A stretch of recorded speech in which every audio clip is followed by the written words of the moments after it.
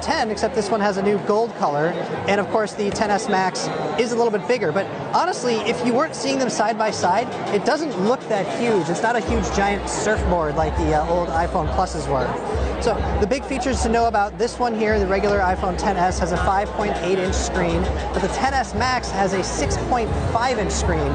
They are, of course, OLED. They're super retina displays, and they are, they feel great. They don't slip out of the hand. They look really good. The screens are really fast. They have 120 hertz refresh rate, so everything can move around really fast.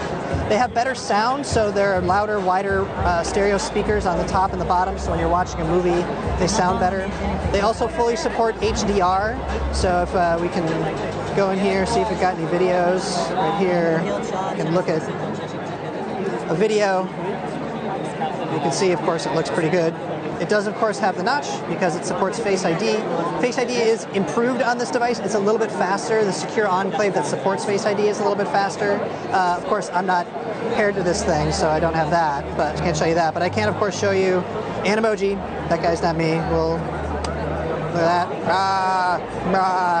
An emoji, of course, works. So that exists. But the other thing to know about these is they have better water and dust resistant. They're full IP68. But the big news here are the cameras, as it always is with the S model. So on the back, you've got dual 12-megapixel cameras. But Apple's done some of the machine learning work that Google's already done on the Pixel to make them faster and better. So if I open up the camera app here, you can see, of course, we can go into portrait mode here, and we'll take a picture. It's detecting his face here.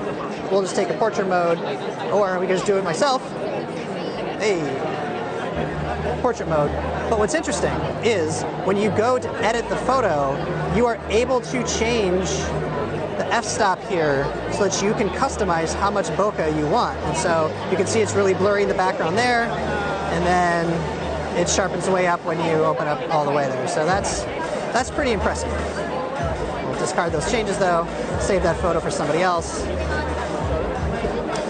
The chip is an A12 Bionic, and that means it's fast, of course. And so if we were to open up one of these games, here's one of the games I demoed on stage called Blades. And it's going to take a second to load, but once it comes, the graphics are, very smooth, and the lighting effects here are very impressive too. So we can